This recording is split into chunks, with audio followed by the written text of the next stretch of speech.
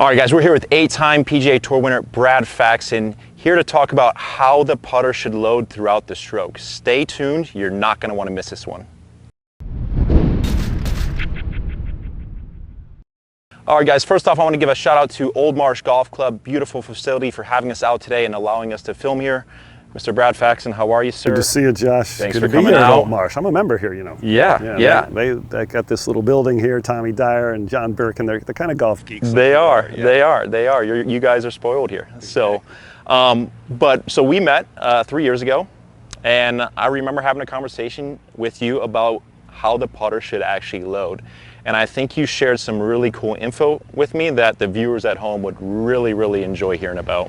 Interesting. You know, so we know that in the full swing, as the club gets back and on the transition, there's supposed to be some lag, right? You want a little down cocking of the wrist, some setting of the club to have that late hit, that explosive hit, and the putter has to have that. There has to be some transition where there's a little bit of lag or flex in the shaft, and it's hard to imagine that when the putter's only moving at 4 or 5 miles an hour that there can actually be some flex in the shaft. And what's interesting is I grew up in Rhode Island, close to the Titleist and Acushnet's headquarters, where they made the bullseye putter. So when I was a young kid, everybody was using bullseyes, and the putters back then were very light.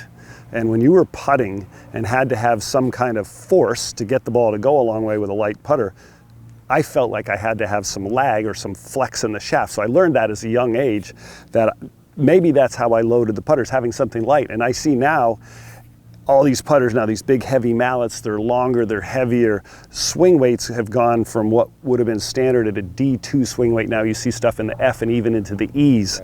There's less resistance to twist, right? Bigger MOIs. And on these putters, you don't have any feel with those things. So sometimes you don't feel the load.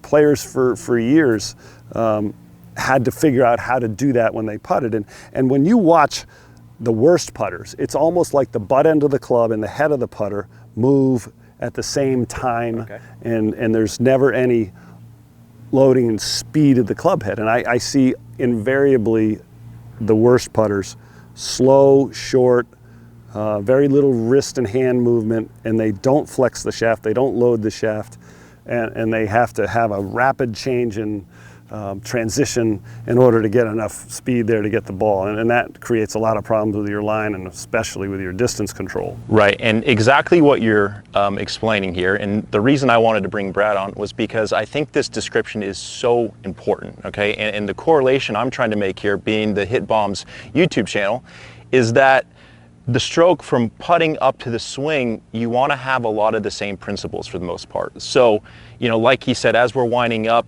we want to allow the body to wind up, and as we start to transition, you'll start to feel that club head start to load, which basically sets you up to then explode through the ball. That's exactly what you're describing on a much smaller scale here. Right, and I would say one of the things that it can help anybody is practicing with one hand. And for your trail hand, righty for right hand for a right-handed player, you see Tiger Woods do this a lot. Rory McIlroy does it a lot. It's putting with one hand, and I would actually say it'd be beneficial to try with both your right and your left hand. And let's see, do you load it better with one? Do you feel when you putt you use one hand more dominantly than the other?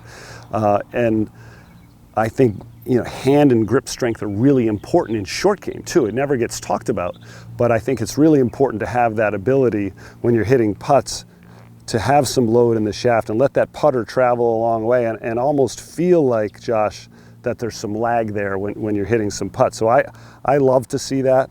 I love to feel that when I putt, and it's a great way to practice both hands. And what goes along with that, to me, as well, is when there's a little bit of that lag, that sweeping motion, whether it was from sweeping a floor like Phil Mickelson learned from his mother, to have a little bit of that lag in transition. Now he holds it. I always like to see the putter head pass quickly too.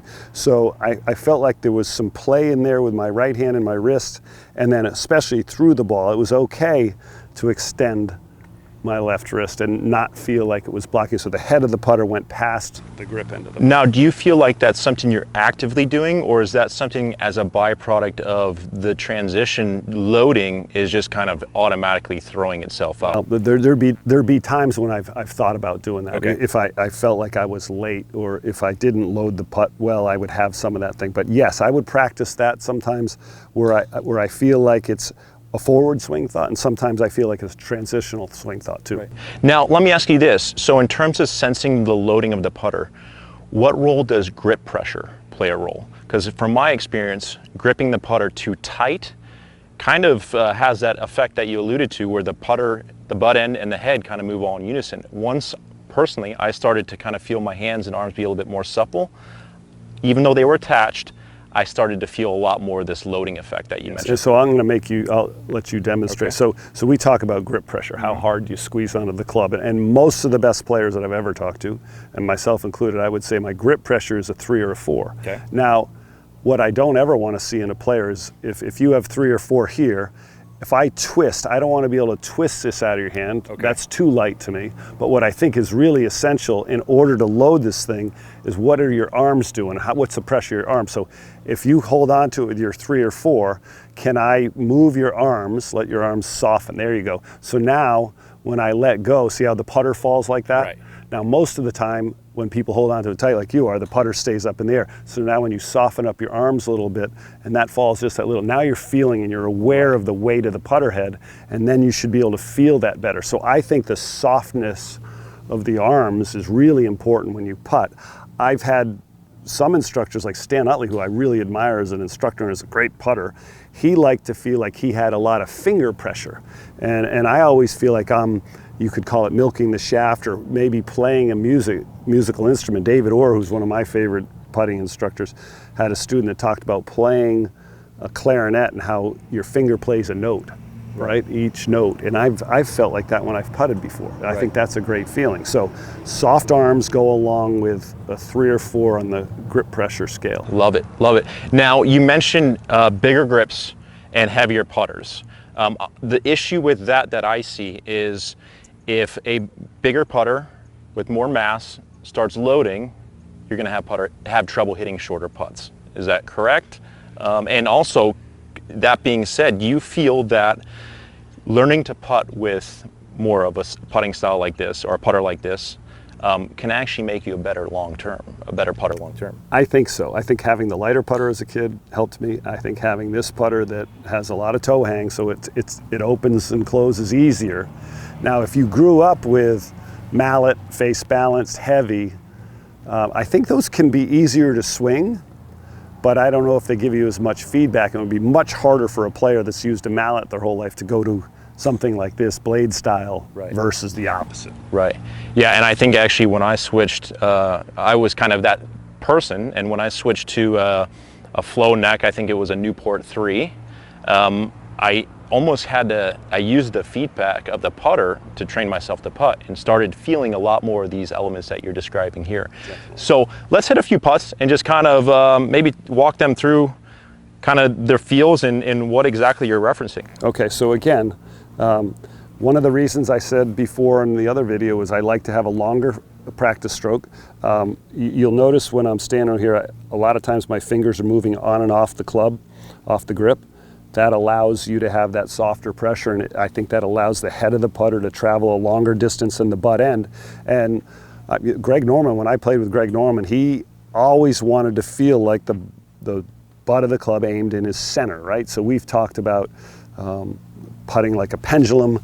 We've seen a lot of players who used to anchor up in their sternum. That would be the essential pendulum sort of stroke.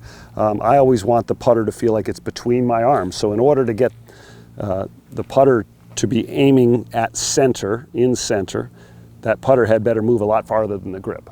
And I like to feel like a little bit of a forward press gets it easier for me to do that. So I was taught as a kid a little bit of a forward press. I've had a lot of people say, oh, you don't need that because that makes the face aim too far to the right or too far to the left, or de-lofts or added loft. I don't care what it does at address. I just want it to be good when it gets to hit the ball. Perfect. So again, my flow would be there.